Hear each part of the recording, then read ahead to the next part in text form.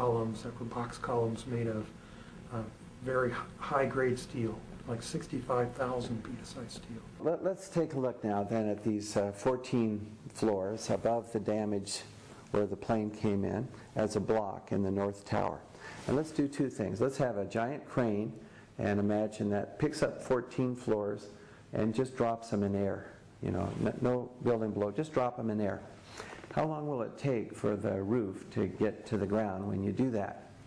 Well, it works out to just about 9 or 10 seconds. There's some air resistance, but pretty much ignore that. The height of the North Tower, 1,368 feet. If you dropped a steel ball in vacuum, it would drop in 9.2 seconds. So we got this big block. We're doing the same thing, except we're dropping it in air. And, 9 or 10 seconds is what you'd expect. Now, how long did it actually take the building to collapse? Well, it's about 10 seconds, maybe 12. It's a little hard to tell now because there's so much dust, but if you look at the seismic record, when the shaking started, as that building started coming down, when it ends, just about 10 seconds. Okay, now we've done that one experiment. We drop it in air, 10 seconds. Now you take the same block and you drop it over the rest of the tower that's still there. You've got 47 core columns below, 240, these are steel columns going up the center of that thing, huge. At the base they're 4 foot by 2 foot, steel, okay. Interconnected columns, designed to stay standing, not to just give up, when something hits them. And then you've got 240 perimeter columns. Now you drop that block of 14 stories, okay, above the damage zone. You let that drop on the rest of the building. What happens? Well, which is going to take longer? The one you drop in air or the one you drop on, a couple 100,000 tons of steel and concrete that's designed to remain standing? Which is going to take longer? The one that you drop on the building obviously should take a lot longer than the one you just drop in air. The situation, when you time it, it's essentially free fall speed. Goodness, how does that happen with all this steel in the way?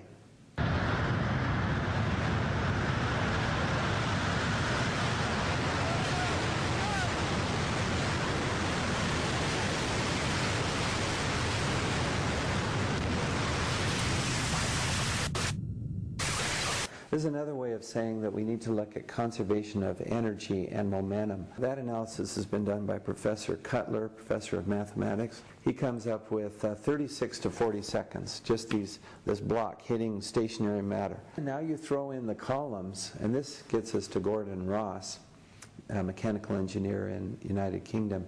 He says you put in the columns and conservation of energy and conservation of momentum. None of those looked at by FEMA and NIST, you see this. His final result is that the upper block will stop.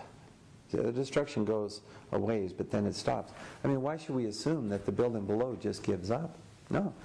That upper block goes a ways and then it stops. And it might actually fall off due to asymmetry. That's what you expect. You don't expect it to fall straight down at near free fall speed unless you get the material out of the way below. The way that's done is with explosives. That gets us to thermite.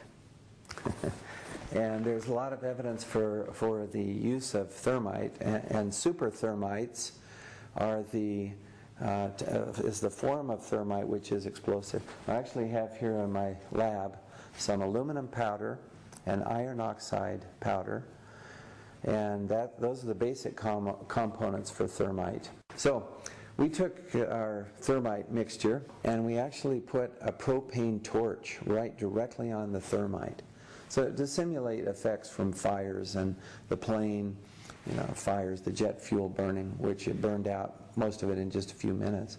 Most people don't know that, but that's what the NIST report says. I think that's right. The plane comes, usually this huge fireball, a lot of it's gone there, and then the rest is basically the jet fuel is a kerosene type of a fuel, and it burns quite quickly.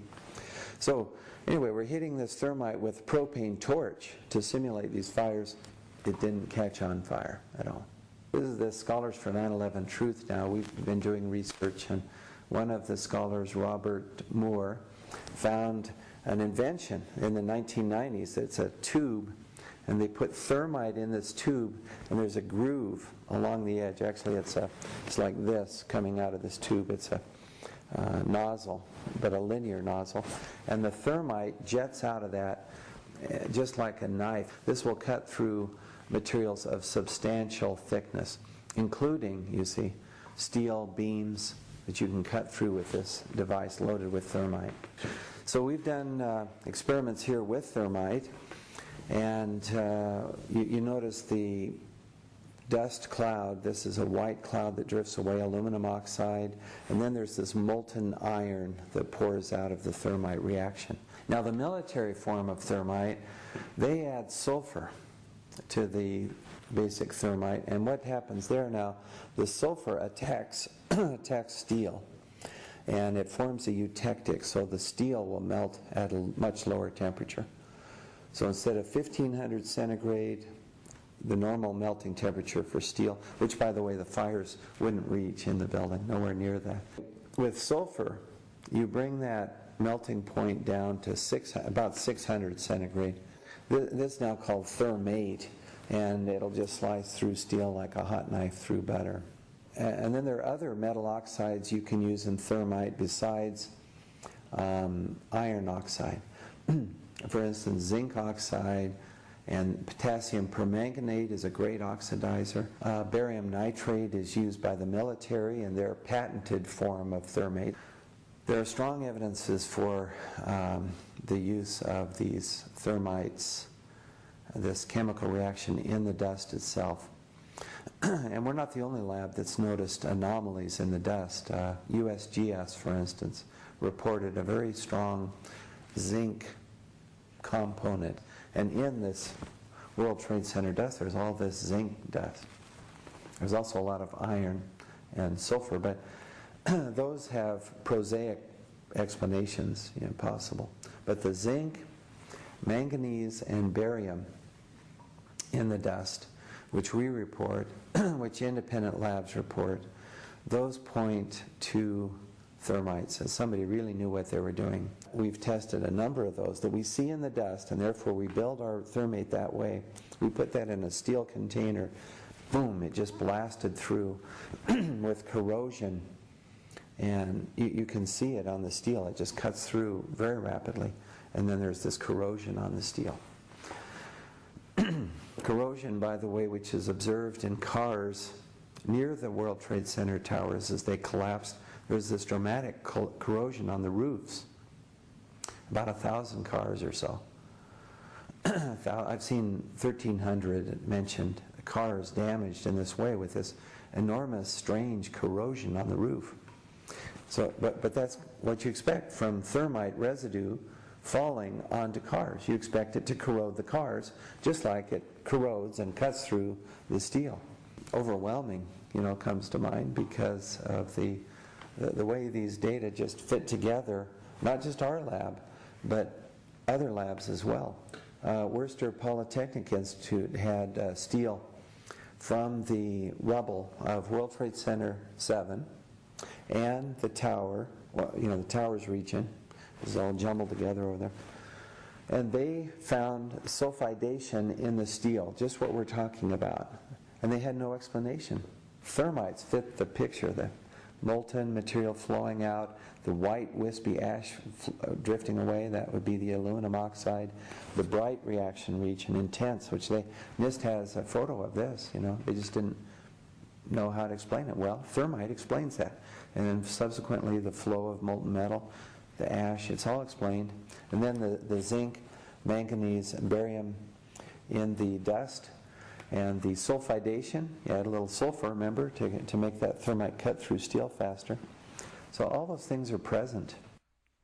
On the 16th of September, the National Aeronautics and Space Administration used an airborne visible infrared imaging spectrometer, or AVIRIS, to measure hotspots, such as the east corner of the South Tower. It measured a temperature of 1,377 degrees Fahrenheit. The Giuliani administration's decision to ship off the tower's scrap to recycling yards